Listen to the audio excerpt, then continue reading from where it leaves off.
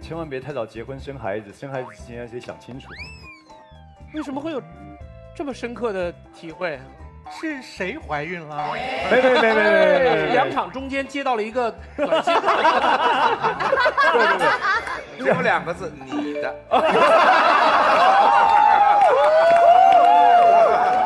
你下次再问谁的，别人就是你猜。看一看本期题目。当黑暗笼罩世界，危机降临人间，他们身披金甲圣衣，脚踏七色云彩，在万众瞩目中拯救世界和美女。他们就是超级英雄。他可以从天而降救人危难，他可以威慑坏蛋从良从善，他可以树立典范，善良的人不孤单。再不济，他还能送我上学，接你下班。能力越大，责任越大。超级英雄用常人达不到的力量化身成正义的本身，他们成为标杆，成为希望，更成为底线。可是，当人们把超级英雄奉为正义偶像，他们心中的正义是否真的能代表全人类？一不小心，他们还会凌驾于法律之上，让司法公正成为妄言。而把全社会对光明的希望寄托于几个人，不只是偷懒，简直是危险。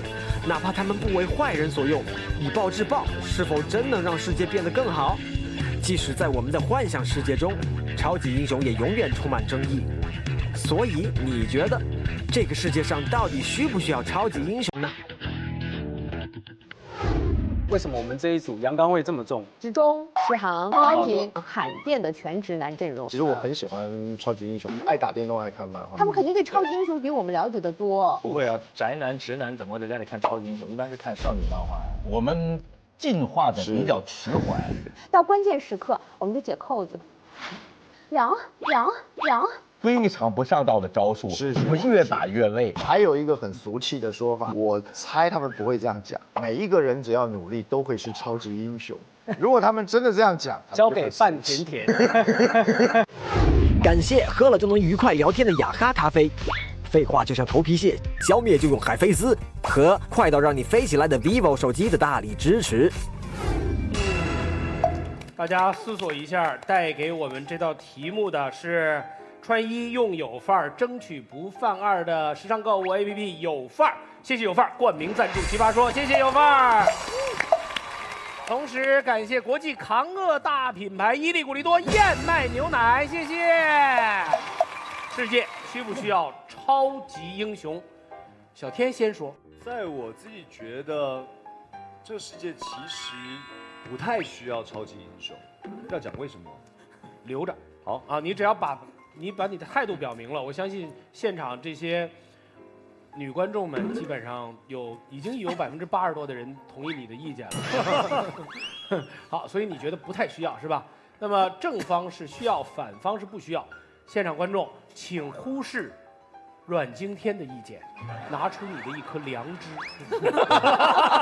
世界需不需要超级英雄？请按键。3、2、1。狭路相逢强者胜。第3赛段共计10场比赛，每场双方各派3名奇葩出战，进行3回合1v1较量。每回合以上一回合截止票数为起始票，胜负由跑票数决定，胜者有奖。整场比赛结束，总跑票数最多的一方获胜，胜方有大奖。败方将有1名奇葩被待定。2场比赛后，2名待定的奇葩中将有1人被观众投票退下，做永远的2排议员。10场比赛中，导师握有1张免死金牌，可以在必要时救回1名队员。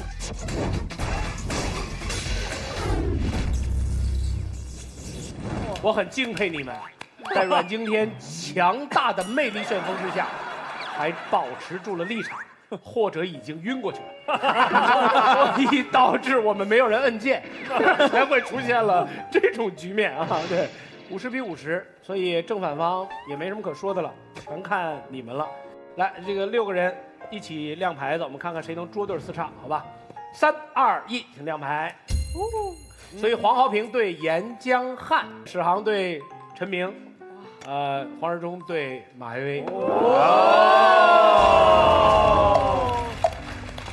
好一场血雨腥风。黄豪平是吗？啊，好，您请。作为娱乐圈的一员，我认为娱乐圈完全不需要超级英雄，因为明星不特别了，超级英雄才特别。超级英雄电影马上变成社会写实电影，变成董卿口中一则则的社会民生报道。各位，如果说我开电视7点钟看新闻联播就可以看到这么精彩的动画片的话，我干嘛要看电视看电影？看什么《爸爸去哪儿》？现在是超人救哪儿？超人，今天救哪儿呀？这些观众可能会觉得说，娱乐圈的人是死是活干我什么事啊？我们有东西可以看就好了。各位，有超级英雄对你们来说未必是件好事。首先，超级英雄的诞生必然伴随着超级反派，因为超级英雄一定会有立场，而有立场就会有跟他相对的敌人。我不用讲大，就讲这个地方，奇葩说的现场，薇薇姐，多少次一排的人在发言的时候，可能开始啪啪啪掉票的时候，突然2排员发言时间，你明白吗？他这一句话啪啪啪涨票了，各位，薇薇姐，你拯救了这个大警队，但是对我们来说，你是不折不扣的超级反派薇薇人。那这个时候他就会是我们的反派。正义是由谁来界定的？没有人能够界定。今天如果说我不知道这个超级英雄到底有没有判断力去判断什么是正义，什么是邪恶，我无法预测他的行动，这比他直接做错事还可怕。我们需要的不是一个超级英雄，而是千千万万个我们知道自己的岗位，知道自己的本分，把它做好的平民英雄。平民英雄才是我们所需要的。好，正方严江海，哇哦，哎呦，超级英雄来了，又来了。有超级英雄，一定有超级反派；有医生，意味着一定有病魔。所以世界不要病魔，因此我们也最好不要医生。这个世界有好人，意味着有坏人。我们不希望有坏人，所以我们干脆连好人不，我们连人都不要。这个逻辑不能成立。好，漂亮。刚刚我说的可能有点严肃，其实今天的辩题我们可以放轻松一点。世界需不需要超级英雄？我们换个问题哈，世界需不需要圣诞老人？你问问全世界的孩子需不需要？有时候大人会想太多，你让圣诞老人从烟囱进到我家里，万一他看见你妈，见色心起呢？万一他看见我的保险箱动了歹念呢？孩子，这个世界不需要圣诞老人。你要孩子怎么跟你沟通？爸，你到底知不知道圣诞老人是一种怎么样的存在？我们今天谈的圣诞老人也好，超级英雄也好，它不是外在的一种实体。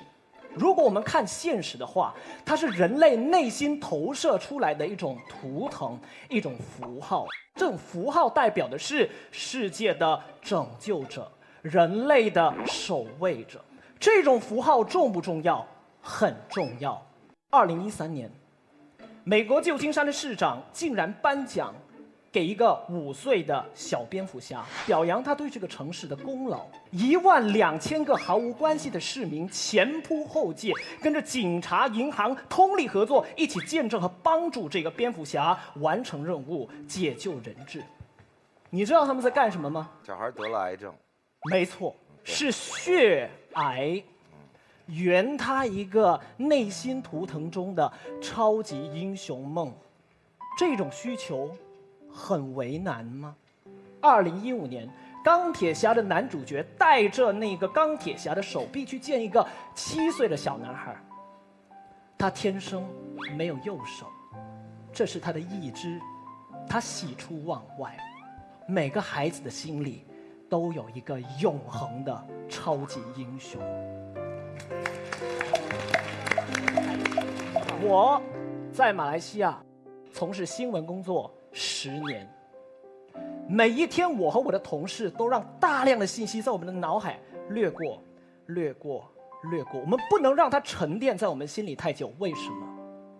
跳楼自杀、死人、地震、海啸、风灾、病毒、债务危机 ，ABCD 数之不尽，我们不能承受，负荷不了。但是，偶尔超级英雄会给我们送来一缕阳光。在全世界不知多少个角落，在你看到的、看不到的新闻有报的、没报的，超级英雄这个我们投射出来的正义、善良的图腾，演化出多少的欢乐和希望，带给我们的孩子还有成人。感谢你，超级英雄。至于需不需要你，我交给他们来决定。谢谢。要提戏吗？谢谢。来，等一下，哎，先喝古力多燕麦。别，我来请问你一下，来，蝙蝠侠到底存不存在？蝙蝠侠是人的心灵图腾这种形式，好，就是不存在。意思就是说，它是一个心灵图腾为什么不存在？我只是在有没有现实世经过界中到底儒家有没有思想的？太古学不派？，我们现在是讲现实世界，你不要跟我讲儒家思想。我告诉你的是如果现在有蝙蝠侠，你现在叫他过来，手算了。各位，反正也是一块说，谁也听不见谁。就是因为世界上没有蝙蝠侠，我们可以把蝙蝠侠想得很完美，他才会成为你的心灵图腾，他才会激励小朋友。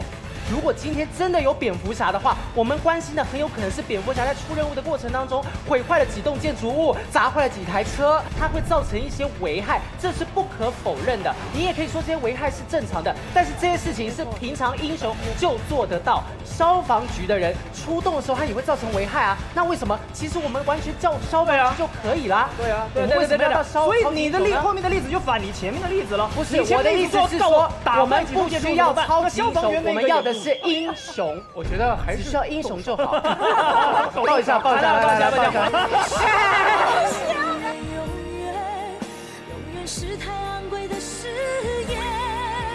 谢谢。我觉得你们两位各自把对方都在往一条很狭窄的空间里面带，结果俩人都挤在一块儿。好，行，谢谢。来，我们听听看看观众最后支持谁，正方获得5票，岩浆汉获胜。我不评论了，因为什么也没听见。就是对，反正有2个人在说话。来，双方2辩，史航老师。就是这2天我在节目组去试服装的时候，本来那服装老师都很热情地围绕着我。当我换完衣服出来，忽然发现所有的服装老师都往那边去了。我一看，思达来了，思达在试衣服，所有的人都围着那边，因为他穿什么都好看。他这样的一个存在，我很不识趣，我就凑过去问老师：“哎，我刚才这身可以吗？”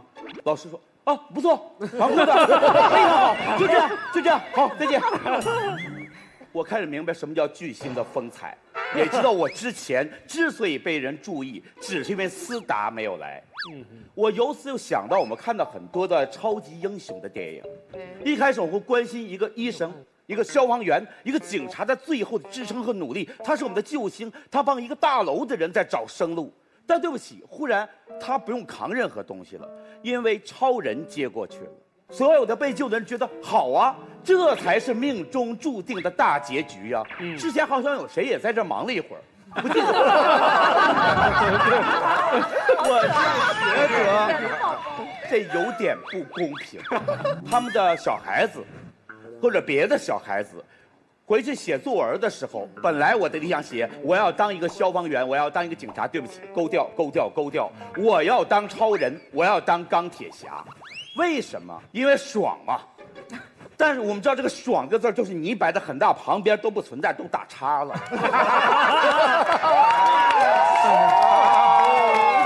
所以没有追溯的英雄当然是小朋友想要的，小朋友期待圣诞老人我们能理解，但他要当超级英雄，我很担心他是朝哪个方面的向往。好，再说第2点，能力越大，责任越大，责任越大，责骂声越大，你很容易招致不满。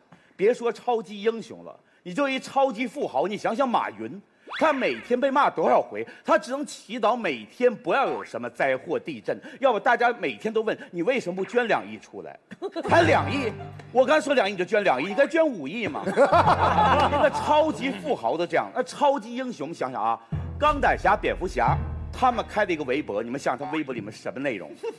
一半的人在艾特他，一半的人在骂他。你为什么不到场？而且到场不是火灾啊，不是地震呢、我没有时间接小孩子放学，你为什么不能替我去接？我在解手，你为什么没有及时送来厕纸？我这层楼5个厕所都有一个人懒得带手纸，同时呼唤超人，超人去哪个？当然有一个超人可以做到，他叫孙悟空，因为他拔一把毫毛可以同时到5层楼去送厕纸。但外国的就很麻烦。我们看到这些超人，最后呢，他们永远被吐槽，而且慢慢我们发现呢，很多灾祸发生之后跟以前不太一样了。他们地震呢，他们死了人之后，他们不是说我们怎么能够把这个建筑盖得更好，我的邻居亲友他们死于这次灾难，我怎么接受生活中的空白？每个人都被折磨成了一个医闹。就那个超人，他迟到5分钟，我们家孩子死了，一辈子纠结这个事儿。你要说这是命。任何一个民族都有自己的祖传的哲学来安抚他子孙的心灵，但现在一切作废，一切哲学、一切宗教都作废了，所以这样让我看到一个什么样的状态呢？就是超人呐，他可能会死，他不是被超级反派打死的，他是累死了。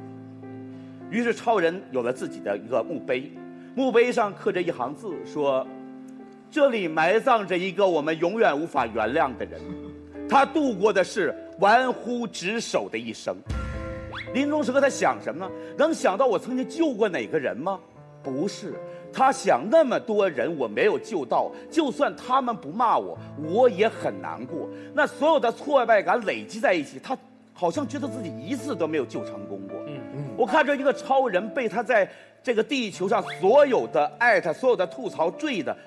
他坠向宇宙中的万丈虚空，这被你们错误的呼唤出来的超级英雄，我看到的是一个那么善良无私而又可悲的超级 loser 失败者，我略有心疼。谢谢。漂亮，太棒了吧！有才华，这要编成一个电影，这卖得了钱吗？其实威尔史密斯演过对，这么一个颓废的Hancock，所以其实后来超级英雄系列的电影开始揭露超级英雄内心的黑暗面的时候，大家都在拍这个部分。这个后话等一下再聊好了，不好意思啊。没关系，那个人去了万丈虚空，你在宇宙中心把他呼唤回来。我听到那么一副悲惨的人生图景和废墟的那种人性的荒漠的时候，我就尤其意识到这时候呼唤爱的重要性。对方放大了人性的恶。史航老师一上来只说了2件事，第一件事就是超级英雄会让我们忘掉平凡人，第二件事情是如果真有一个，他的人生会很惨，因为他一生都在无数的人骂他，没有人就念着他的好吗？爱去哪里了？为什么我们只听到了恨意？最后超人都累死了，还没有证明我们有多需要他吗？你刚才在说超人让我们忘掉了平凡人，谁错了？是超人错了，还是那些忘掉了平凡人的我们错了？刚才史航老师举了一个斯达的例子，我觉得特别好。他说一进去，大家都被斯达吸引过去了，忘掉了史航老师。我错在那些，我错了吗？你没错，你没错，斯达老师也那怎么了？没错，站在我们这边。斯达也没错，史航老师也没错，是那些忘掉史航老师的人错了。他们忘了才华也是一种美。他们黄浩平一上来说，我们每个人做好本职工作，100%吗？所有的法律和制度都建构在曾经，起效在今天和以后，谁也无法预知未来。制度和法规经常容易让我们记得自己在一艘船上，而忘了我们在一条河上。其实真的是这样，因为世界在流动的。我们特别容易忘记自己是在一条河上面，我们特别容易记得自己是在一条船上面。我举个特别简单的例子，对方刚才有说了那么多的例子，然后老是问我们超级英雄在真实生活中有没有存在。我们真实的生活当中有他们的原型的。在2008年的汶川5月12号发生了大地震，丧生失踪的人数是接近30万，30万。你有考虑过30万人的灾难吗？那有没有类似于超级英雄的存在呢？有，就在1天之后，5月13号，中国有一支伞兵部队，他们平时练习跳伞是几百米的高空跳伞，那一次是5000米，风非常大，地面没有导航人员，没有牵引人员，没有平面，他们从来没有在5000米的这样急流的山间跳过伞，15个人就跳下去了。那一瞬间，他们落地的那一瞬间，你考虑过底下灾民的感受吗？就是当这些人出现的那一瞬间，他能够唤起我们每一个平凡人自身的力量。那些绝望的时刻，那些你在所有的房屋废墟都倒塌，没有人指引的时刻，你只要看到那一抹橄榄绿，你只要看到那身军装，你突然一下就能站起来了。这是罗淼亲身讲的一个非常真实的例子。当时他的家乡那个县城坍塌的时候，所有人都要往外走，但是走了1天多，真的已经累趴下了。走不动了，明知道还有余震，留下来非常危险，但真的就累了。然后就看到前方的解放军战士过来了，没有接触，还隔了几百米，一看到军人，啪站起来了。然后军人说往这边走，都不用牵，不用拉，不用背，不用扛。当你看到解放军部队那一瞬间，你就觉得往那个方向，我们没有被抛弃，我们没有被遗忘，有的人还记得我们，他们来了。即使正常的一个伞兵都不会在那个时候跳下来，但他们跳了。所以你要问我真实世界上有没有超级英雄，有很多类似的人的。地震、恐怖分子、人质劫持，这些每一个在生死危急关头的时候，有没有那些人他能力高于平常人？比如说各个军队的特警、特种兵、特种部队，他们不就是一个军队相当于类似于超级英雄那样的存在吗？每一个兵人不断的练习自己向那个方向去，那意味着一份荣耀和承担，有错吗？世界需不需要他们？需要啊！超级英雄就是我们真实生活中他们能力的更强化，他们变得更厉害，他们可以上天入地无所不能，他们穿着钢铁战甲。我们有什么理由跟他们说一声不需要呢？如果今天没有任何人能保证未来的每一分每一秒都是可控的，那么我们对这样的一类人说一声我们需要你，而且很真诚地说一声谢谢，有那么难吗？谢谢大家。好，厉害。昨天我忘了给你介绍了，我们常说陈明是站在世界中心呼唤爱，后来我们发现他不是呼唤爱，他就是爱他老人家本身。很单纯的爱，很单纯。齐齐。陈明老师是个什么样的一个逻辑呢？英雄是我可以成为的人，我恐高，但我可以练习去做伞兵。但超级英雄，我爸不是超人爸，我妈不是超人妈，我没法成为超人。成为超级英雄是往上走1公里或2公里，我做不到。超人难度比较大，但是钢铁侠其实是可以做到的。我们刚才看到的那个机器人战甲，如果我们穿到身上，钢铁侠是科技来帮助我们的改变，还有蝙蝠侠这样都是肉体凡胎，他都是普通人，但他有一个正义的信念，而且他在任何情况下都不绝望。我不觉得他是我们孩子们用毕生都接触不到的那个虚空上的幻象。好，我现在要说更重要一个问题。超级英雄给我的理解，它是比较万能。比如说，我现在把我的亲人送到医院去，交给一个医生，他没有治好，我是可以理解的。但如果你是个超级，你是神医，你是华佗，你是超英本人，那你怎么可以救不好？就说我有些事实能接受，有些事实不能接受。由于世界上真被你呼唤来了超级英雄，我能接受的事实我不能接受，我变成个暴躁迁怒而不肯接受任何现实的人。我这样的时候，是我把自己毁在一个对别人的错误期待中间。史航老师，我特别不喜欢那种状态，就是把自己所有心态的动成全部归在于外因。如果今天有一个人觉得超人救不了他，就要迁怒超人的话，我们正确的做法应该是跟你说，学会宽容，超人的能力也有边界，而不是说超人你走谁都不要救，因为毕竟还有那些不暴躁的人，他们救完之后如果是感恩呢？如果他们救不完之后，知道您能力有限，但我依然致一份敬意呢？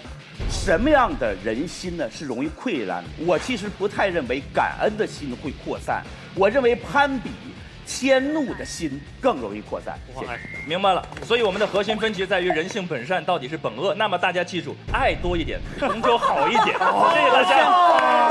我现在明白为什么呼唤爱很方便，因为爱很万能，却无法真正验证。好，谢谢。不，爱不是万能。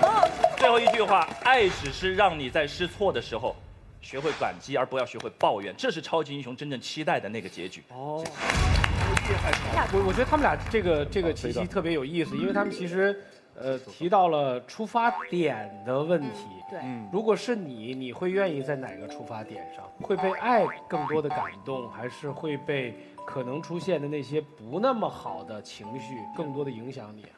就对我自己来讲，我宁愿相信爱。有了爱之后，你比较容易理解一些事情。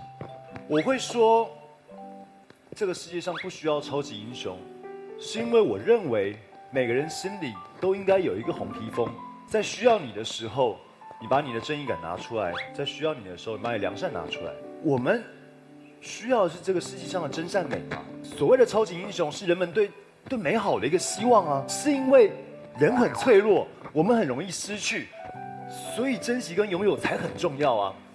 你们记不记得前一阵子有一个新闻，叙利亚发生战乱，整个欧盟其实不太愿意接受那些难民。我不知道你们记不记得看到一个画面，我很震惊，有一个孩子躺在沙滩上，他死了。如果有超级英雄的话，我希望超级英雄可以救他。可是正是因为那个孩子牺牲了他的生命，当他躺在那个沙滩上，借由那个画面传播给全世界的人看到的时候，德国打开了援手，欧盟打开了援手，他让更多人的人受到了帮助。每一个人其实像刚刚讲的一样，做好自己本分的事情，也许是我们不破坏自己的环境，也许我们可以把损失减少，也许不会到30万那么多，也许有些东西我们可以补救。如果我们恣意妄为的去破坏我们自己的环境，恣意妄为去做我们自己想要的事情，到时候有再多的超级英雄来，也救不了我们。欢迎你加入辩论界。来吧，你们都主意都定了吗？我觉得投谁都没有错。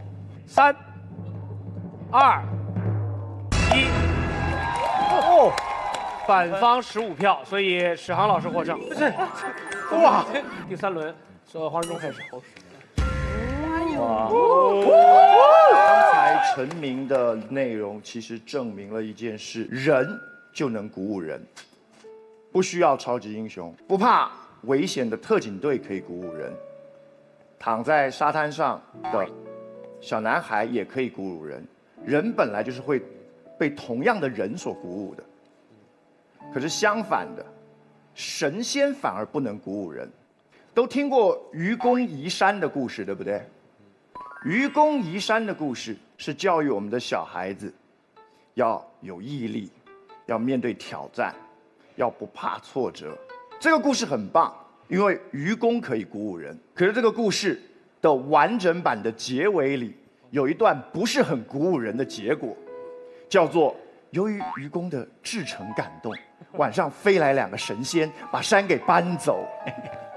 这个是反教育，这个不能鼓舞人，因为这恰恰让我们觉得没意思，没意思。什么能鼓舞人？不是说你这样做一定成才能鼓舞人，你这样做未必成，可是你是个人，你得做，这才鼓舞人。对，一个刀枪不入、水火不侵、长生不老，根本无视于危险的人来救你，鼓舞不了人。为什么？我踩死只蚂蚁，鼓舞不了蚂蚁。我是那么的巨大、强大，这个不叫危险，我怎么鼓舞你们呢？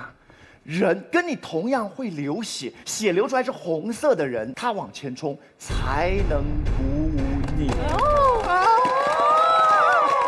再来，我很喜欢超级英雄，我跟所有的小男生一样，你们应该知道超级英雄是怎么来的。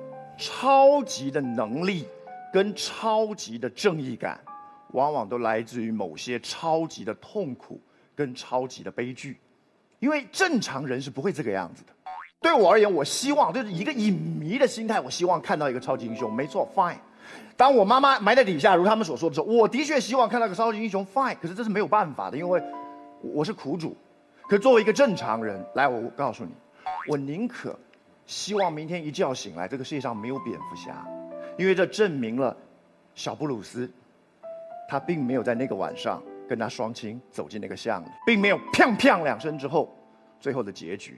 可是你想想看，是什么样的痛苦才会让一个10几岁的小男孩决定以后这一辈子我要戴上黑色蝙蝠的面具，那是我不能想象的痛苦，那是我不能想象的正义感，可是那来自于我们不能想象的惨剧。当然，我身为高登市市民，我巴不得有它。可身为你们身为一个人来，我只能想到最卑鄙的做法，就是来呀，让你的痛苦怎么样拯救我？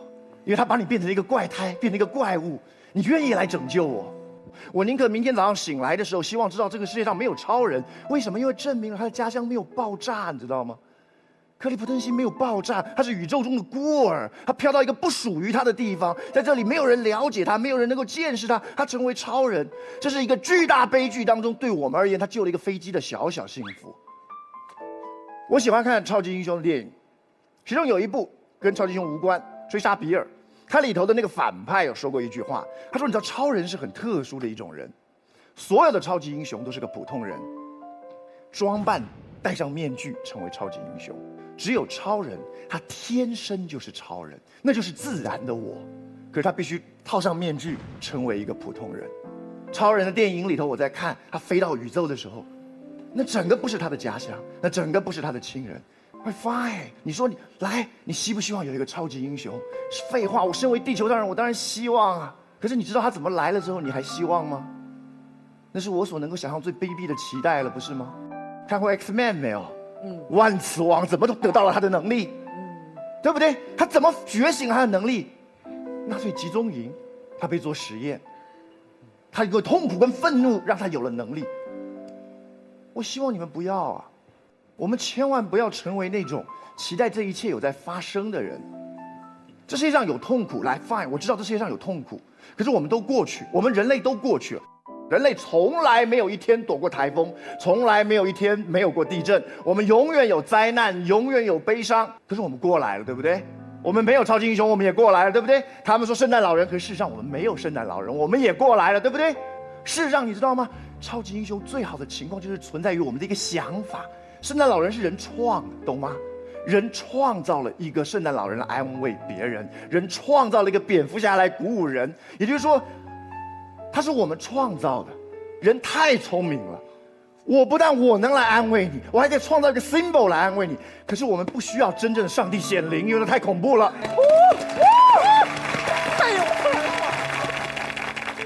做一个骄傲的人，欣赏漫画中的超级英雄。不要认为现实中他该有。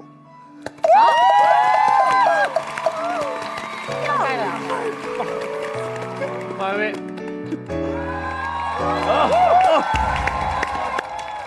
刚才执中跟我们分析了人是怎么来的，也跟我们分析了人以后应该怎样走。我非常同意你的思路，可是我不同意你的观点。你说这个世界上从来没有过超级英雄，错，人类就是一步一步的超级英雄。什么意思？当我们还是地上四肢行走的爬行的猿猴的时候，第一个想到这样不是很方便，忽然想站起来的那条友，并且成功站起来的那条猿，他就是所有趴在那里的猿猴的超级英雄，人称直立侠，知道吗？大家都在爬的时候，走是不是一种超能力？就像我们在走的时候，飞就是超能力嘛。直立侠。好，当我们都等在天地雷鸣，忽然啪啦一道闪电，才燃起火花，我们能顺便烤烤肉的时候，忽然有一个很聪明的人，他钻木取火了。那个时候，我们管他叫钻侠，对，他掌握了我们都不知道的技能啊，巫术啊，神秘啊。钢铁侠。当我们还在机械时代的时候，有人说能量居然可以不通过烧火，不通过蒸汽，有核能。哎，我一个公式，我算出核能，发出一种从来没有过的元素。那群科学家可能就叫核能侠哦。你会发现吗？远超我们想象，我们认为绝对不可能的能力，恰恰是人类中出现了进化、变异，也就是创新。所以第一个进化的人类，我们称之为超级英雄。他跟我们所有人都不一样，我们努力踮起脚尖，依然不能望其项背。好，这个时候我们来一起思考一个问题，就像对方说的，这个变异了的、进化的、不为我们所制约，甚至不为我们所理解的人类，会不会给我们带来灾难？有可能啊。我说他能力超强，未必讲他品性超强，对不对？他那么牛，说不定对我们社会结构的认知很不认可呢。有这种可能，可是这是人类进化必须要冒的风险，你明白吗？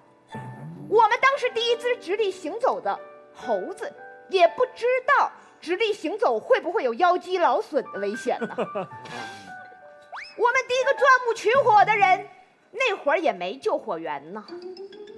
第一个发明核能的人，不知道它会造成原子弹呢。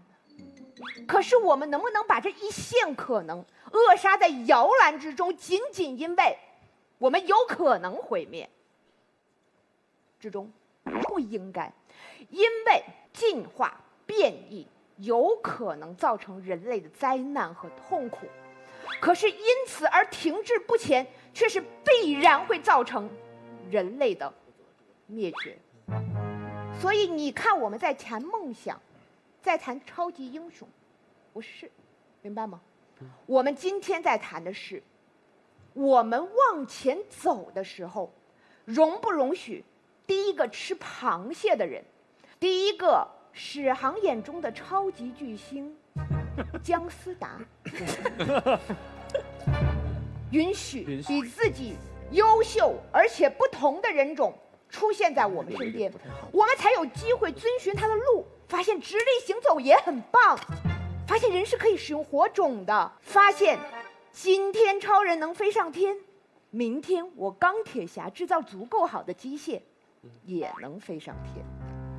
允许可能的出现，不要自我扼杀。谢谢。好，来西西。哪位先问第一个问题？我们今天讨论的超级英雄是指超能力，对不对？对，可是超能力永远是相对的。我了解。那我想问你，就你而言，所以爱迪生是超级英雄？不，就我而言，因为他第一个发明，就是在我们的教科书里，在同时代的人类里，如果爱迪生完全不被理解的话，他就是超级英雄。可是他被理解了，他就不是超级英雄。所以你的意思是，科学家如果他的发明是大家能理解的，他就不是超级英雄。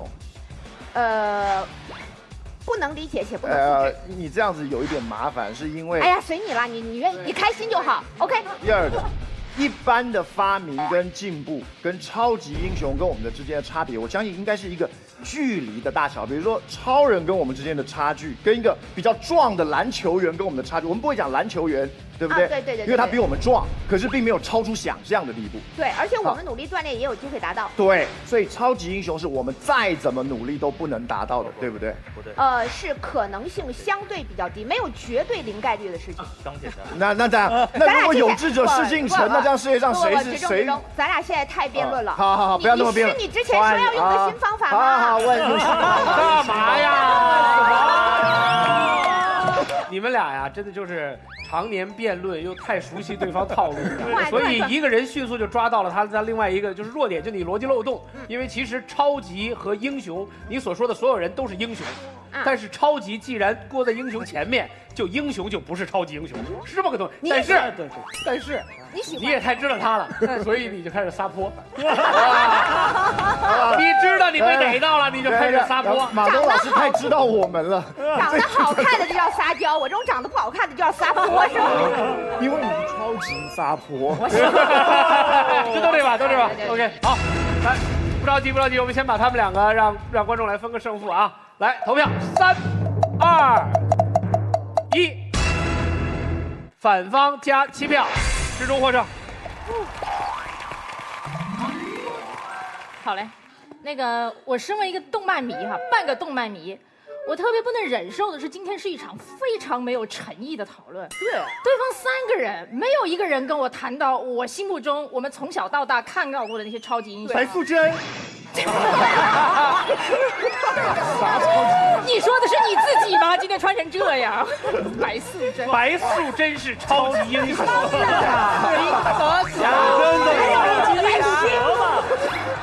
更重要的是，马薇提出了一个特别神奇的观念，就是说，哎呀，超级英雄是相对的，这实在是太搞笑了。罗淼，你举了好久的手，不如你站一下，你站一下。我谢谢你。你站一下。那各位，我1.65米，罗淼1.66米，他穿着绿色，他绿巨人呢，各位。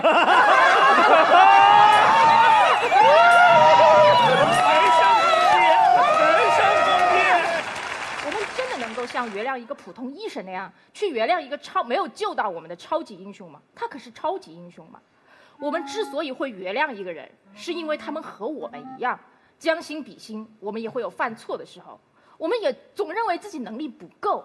可是如果他成为超级英雄，他有了绝对的力量的时候，我们有什么理由去原谅他？不是说绝对的权利他一定会成为绝对的恶人，而是绝对的力量会唤醒我们每个人心中不宽容的那一点恶。谢谢。罗淼，那个绿巨人，你要不要来一下？我要说两句。谢谢有生以来第一次收到这样的夸奖，特别的重大。但是作为一个之前陈明讲过地震中的当事人，我想从受害人的角度讲一下那种神兵天降给人的感觉。我也是间接了解到的。刚开始我接到我爸爸妈妈电话的时候，他们说我们还好，只是我们现在没有水，没有粮食。后2天接电话变了，他告诉我们说很多车救援物资都从我们这里开过，他们开到汶川去了，因为那里更需要。但是我们现在觉得真的有点绝望。他开始给我交代说，罗淼，我们家里还有多少存款放在谁那儿，我已经给交代好了。我这辈子从来没想到我会从我妈妈嘴里听到这样的话，我当时只能说不要跟我交代这些都不重要，你们现在活着很重要。但是1天之后他打电话变了，他说有一辆车停下来了，他甚至不知道那个车上是什么东西，但是整个声音就变了，绝望变成了希望，毫无方向变成找到了光明，这就是象征的意义。对方今天在一个关键的地方出了问题，他们认为超级英雄一定有超能力，这个没有问题，但他认为他一定是刀枪不入的，一定是神一样的存在，这个是有问题的。就像你们自己想的蝙蝠侠这样的存在，他最终成为超级英雄的，并不是因为他的刀枪不入，并不是因为他的无所不能，只有2点作为个人而以超级英雄的符号被流传了下来，就是他坚定的信念和不屈的意志。我们追求有这样一个人，或者有这样一群人，他能够代表着在任何重压之下都会不屈的意志，他就会成为超级英雄。那是我们每个平凡人能不能做到这一点？实话说，做不到的。每个人都有极限，总有被压垮的一天。那我们就需要一种不能够被压垮的意志，来向我们告诉，再绝望的时候也有希望在，再大的地震也有走过去的那一天。我实话告诉职中学长，如果当时没有那几个神兵天降的解放军，没有翻山越岭过来的人，可能今天我们过不了那场地震。很快在混乱中就会滋生出邪恶，没有人来告诉你正义的方向在哪。整个人类历史就是一个我们在不断的创造着超级英雄的过程。超级英雄在符号的方面代表了什么呢？对方说了，绝对的力量和绝对的正义。那么什么是绝对的力量呢？我们知道一个人的力量不够大，我们建立了国家，建立了军队，建立了像欧阳超那样参与了警察部队，他们代表了绝对的力量。我们知道一个人总会犯错，今天可能他有理，今天可能我有理，但什么是正义呢？我们制定了共同遵守的法律来成为我们的正义，这就是我们今天在不断的创造着超级英雄的过程。正义和法律会有缺陷，就如超级英雄自己会有缺陷一样。在漫画里面，超级英雄的不断进步就是我们社会的进步。总有一天，这样的超级英雄会降临，我们也一定会需要这样的超级英雄。谢谢大家。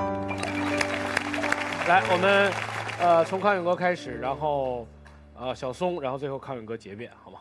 对方提出了耶诞老人的时候，我有一个有趣的回忆，就是我以前很早以前主持过早晨的广播节目，然后那个时候本来是主持早上大概7点钟，爸爸妈妈正在载着小朋友去上课的路上，所以那时候我就一直警告我自己说，我看到一个消息，正在调查英国有多少小朋友相信世界上有圣诞老人，有多少人不相信。我觉得这个消息不能够在小朋友在车上的时候讲，因为他们一旦听到了就会问他们的爸爸妈妈说，世界上没有圣诞老人吗？那怎么办？那我不想要给爸爸妈妈添这个困扰，所以我就等到8点钟，我觉得孩子们已经进学校去了，然后我才开始大大方方的讨论说，哎，这边有个调查世界上到底有没有圣诞老人，你相不相信啊？啊，结果我一讲完呢，哇，立刻电话都打进电台来，一大堆爸爸妈妈打进来说，你要死啊，我小孩还在车上，我们今天迟到了，你都跟他讲这个事情，他们现在哭呢，说世界上没有圣诞老人怎么办？我当时就觉得很内疚，就是哎呀，拆穿这个事情是给爸爸妈妈添烦恼。所以江汉，我们怎么长大的？我们就是从知道世界上没有圣诞老人那一刹那长大的。所以你们那边在讲说，我们心中要保持那个小孩子，就是我们一直怀抱这个纯真的幻想。可是我们这一方比较在乎的是，我们要告诉大家，你要长大，够坚强，够成熟，你才能够对付这个世界上充满了各种的无奈，其中包括没有圣诞老人这件事情。我们虽然心中遗憾，可是我们会做很多别的可爱的事情，去做圣诞老人表现出来的效果，来温暖别人的心啊。所以这个是我方的态度。然后第二个事情呢是刚刚罗淼起来讲到了说，我们创造了法律是为了要帮助我们判断正义在哪里。打过官司的人都知道，法律的过程旷日费时。我父亲是律师啊，我父亲过世的时候，他的档案柜里面还留了数百份的档案。他过世前，我问他，我说：“爸爸，你档案柜里面还有好多案子都没有解决。”他说：“对。”他说：“儿子，你知道我为什么是一个好律师吗？”我说：“为什么？”他说：“我打不过的时候，我就拖到对方死为止。法律的旷日费时可以到几十年都没有办法解决，你就在等那一个证据，那个证据就不出来。啊，等你出来了，那个法官又换人了，他又从头再做一遍功课。我们知道正义很难追求到。”所以我们要很小心的去追求它。超级英雄爽在哪里？他不需要求证。日本的漫画《死亡笔记本》有一个少年捡到了一本笔记本，他看谁不顺眼，他把谁的名字写上去，那家伙当场心脏病发就死掉。他爽歪了，因为他不需要上法院，他不需要找证据。他今天如果在我们这一队，你们对面的人全部都在我们面前立刻死光啊！所以。马薇薇，你的名字怎么写？他就是一个欲为善事成为恶人的典型，因为他的力量无法制裁，而他不需要经过任何过程的求证。我们经过知道世上没有圣诞老人的考验之后，我们知道世上充满了无奈，我们知道正义很难非黑即白，常常处于灰色的地带。所以死亡笔记本这种执行正义的方法是不被接受的，因为他只顾他一个人的观感，他不管那个人到底有没有足够的证据判死刑，他就要他死。马薇薇刚才讲了一段话让我感慨很深啊，他说人在4个脚在地上爬的时候，第一个站起来直立的那个人是当时的超级英雄。然后马薇薇讲了一个很妙的话，他说人不就是在不断的追求突破跟进步吗？然后薇薇你知道我们人不断的追求突破跟进步，我们现在走到什么境界了吗？所有其他的动物做了几十万年的动物，几百万年的动物，他们都安分守己。蟑螂没有站起来，没有变大10倍，乌龟没有用电，乌龟没有钻木取火，就是他们就是那样子的过了。我们人类不断的追求进步是我们的宿命，我没有办法回答这是对还是错，它并没有导致我们变幸福。这是我们奇妙的宿命，我很感谢这么精彩的生命。可是你说这是对的吗？就是我们终于走到了要把地球毁掉的这一步，核电厂已经到了我们控制不了的状况的时候，我觉得是我们要谦虚一点的，扪心自问，我们是不是在做一个挽回不了的事情啊？你讲的超级英雄，我们很喜欢那个进步的感觉，可是我们似乎会倾向失控。如果没有挽回的话，那我宁愿我们不要那么快的走向那个失控，这是我方的立场。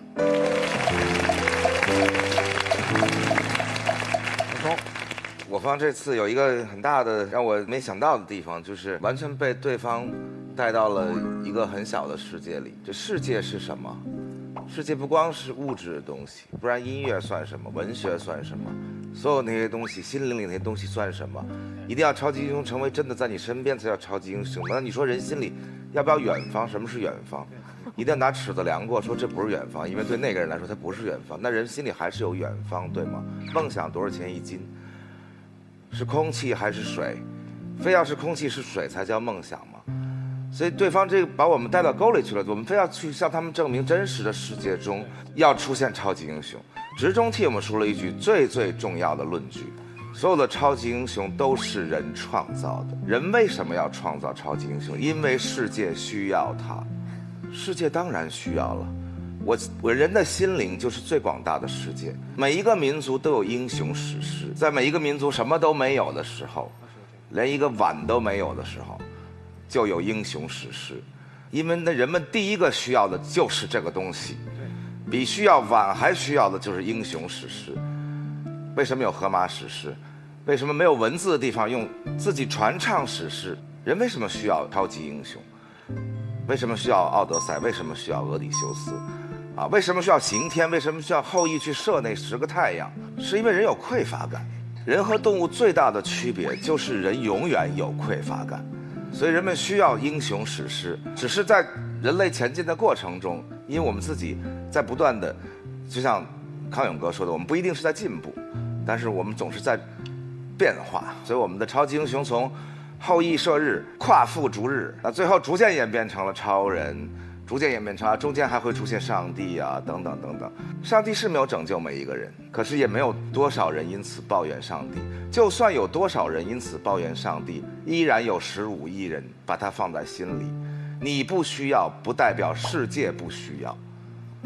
你可以说我根本就不需要佛，它假的，但是依然有15亿人把佛放在心里，他需要。地震的时候佛像也倒了。对啊，佛也倒，但依然有那么多人把它放在心里。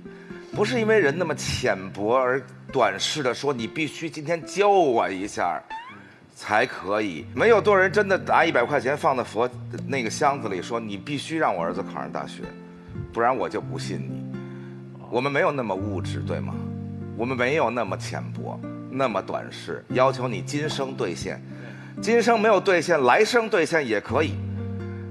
来生不能兑现，救赎我也可以 ，confession 也可以，对吗 ？redemption 也可以。人类永远需要超级英雄。谢谢。海东讲的最后一句话非常正确，人类需要超级英雄，而世界并不等于人类。我一直很遗憾，我们人类以世界的主角自居。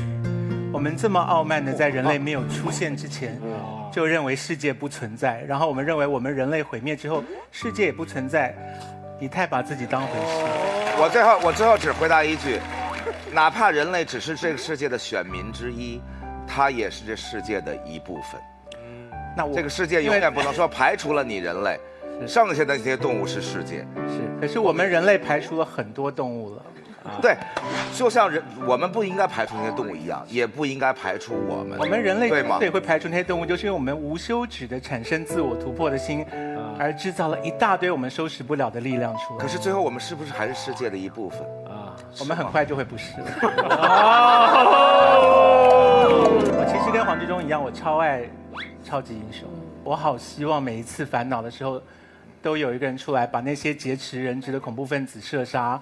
然后把一个讨厌的国家夷平，可是我猜那些跟我们对立的恐怖分子组织，他们也希望有个超级英雄来把他们对立的国家给弥平啊，所以这是永远一个对立的状态，就是我们不知道那个超级英雄最后会是谁的。超级英雄有没有足以毁灭一个星球的能力？如果照秋晨的愿望，我们聊一个像样的超级英雄——七龙珠的超级赛亚人啊，超级赛亚人进化到第2代、第3代的时候。他把界王星给毁了，就是界王星是比地球重力重10倍的星球，所以超级英雄是有办法打烂星球的啊。那所以也就是说，超级英雄厉害的时候，可以厉害到像一颗原子弹，甚至100颗原子弹那么厉害的，他可以把个星球给毁了。你问我今天我们的世界需不需要原子弹的时候，我问在座的各位，我觉得大家跟我一样心中充满困惑，就是好像没有比较好。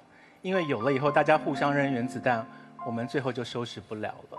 所以，追求一个无穷的力量的存在，然后希望它一直进化到巨大到超有力，超有力到最后我们的地球无法负荷的时候，那个就是我们对超级英雄的期望。所以你如果问我说有超级英雄好不好，我会说非常好。可是你问我说我要不要把世界变成一个需要超级英雄才能够成立的世界，我会说千万不要。如果世界需要超级英雄才成立，我们就完蛋了。谢谢。但是我们需要了超级英雄那么多年，我们也没完蛋，因为他们没来，我们来了以后，所以我们一直有需要啊，不需要来，我们需要的就是都不能都给你，不然需要他。你需要那么多女生，如果都给你，你人生就会充满灾难。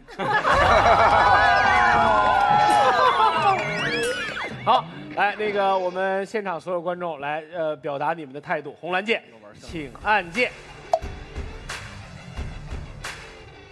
关注朝阳公园东七门，独家花絮幕后新鲜八卦只在这里。下载有看有聊的爱奇艺 APP， 解放你的奇葩天性吧！登录手机百度搜索百度贴吧奇葩说官方吧，洋洋洒洒任你喷。微博参与奇葩说话题讨论，选出你爱的辩手去大冒险。你们按键的过程当中，不要忘了喝了才能愉快聊天的雅哈咖啡，快到让你飞起来的 vivo 手机，以及废话就像头皮屑，消灭它就用海飞丝的以上3位赞助商，谢谢3位，谢谢。超级英雄字面本身特别简单，你们说的所有人都是英雄。既然英雄之外还要冠以超级，就一定是比英雄不在同一个维度的超力量，所以它大概存在于人的想象和意识世界当中。然后刚才康永哥特别棒，直接就跟他说，我们题目是世界需不需要超级英雄，但世界不是人类。错，因为这是一个典型的逻辑命题，因为没有人类，到底有没有世界是一个问号，至少连世界2个字就不会有。对，所以我们一直幻想，当没有人类，地球还是那样，不对，因为地球的进化出了人类，所以我们没有办法幻想，如果没有人类，地球会怎么进化？它大约不会进化。如果人类只是一个偶然的结果呢？不对，当偶然是唯一的结果的时候，它是必然的。哎，实际上，所以我们实际上理性的应该这么说：人类是世界的必要而不充分条件。对，不能说人类不是世界。所以就是最近在谈引力波，在谈什么天体物理学，你会发现说，为什么茫茫宇宙之间只有我们进化出了人类，然后一帮小人拿着镜子往世界上看，说我们的那些同类在哪儿，还有没有智慧生物？为什么会有这个问题？然后有一堆理论，弦论、无穷世界、平行宇宙，无穷的理论。但很重要的一点归回来，就是如果没有人类，不会有一群蟑螂和乌龟在这儿做奇葩说。所以其实如果没有人类，傲慢。地球偏见。地球是一个7成为水、3成为陆地的星球。人类只能够活在陆地上，意味着地球并不是为人类的生存而设计的。海洋深处的生物到底文明到什么程度，是你无法验证，而且以时间的长度来讲，你只以人类存在的长度来验证说我们是唯一的存在。我认为这个是傲慢。这是虚无的，因为你永远无法去验证东西。你既然用人类存在时间来用到永远2个字，这就是傲慢。康永哥，我来中间翻译一下给2位。其实你们俩说的一个是唯物主义观点，一个是唯心主义观点。他是典型的唯心哲学，就是德国那些哲学流派说，因为是我命名的这个世界，所以如果没有我，就没有我命名的这个世界2字儿。对就是这个意思。还不是，它是存在的可能性的问题。是如果我们不进化到今天，我们坐在这儿谈奇葩说，我们没有其他存在的可能和想象，这不在我认识里的就不。所以这是唯一结果。大概是你下次就定个题目，我们来辩就好了。然后我们要听听小天的。世界需要傻了。你刚刚没事，那个语气是爸爸妈妈闯进来。啊！不是，因为刚你没看到超级英雄吗？他们在哪里都是傻。不是，因为刚刚两个老师说完之后，其实我觉得也就差不多。我也同意，每个人心里都应该有一个英雄。我也同意，在某一个特定的时候，他都会变成另外一个人的超级英雄。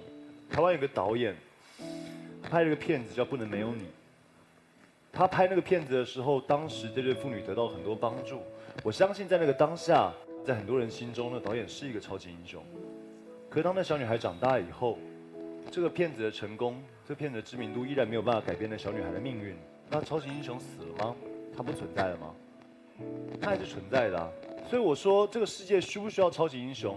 我想这个世界更需要的是良善吧，更需要的是我们跟所有人、跟所有的动物、跟所有星球在这个生活上，所有生物大大小小的一起分享，然后一起共同维护我们一起的家。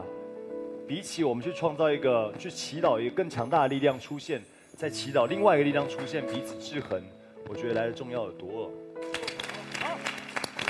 比起这个世界来说，其实你的新电影好像更需要一个超级英雄。你电影叫什么来着？那个电影叫《纽约纽约》。再说一遍。纽约纽约。纽约纽约。对。啊，多么美的一个电影的名字！我们一起去电影院看一看吧。好，电影院需要超级英雄。纽约纽约，我们需要超级英雄。我们也需要更多的男神，所以我们回报男神是不遗余力的。谢谢。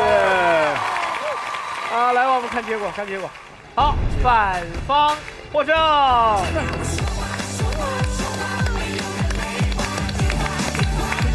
好，刚才分别获胜的是江汉、时钟是时钟吧？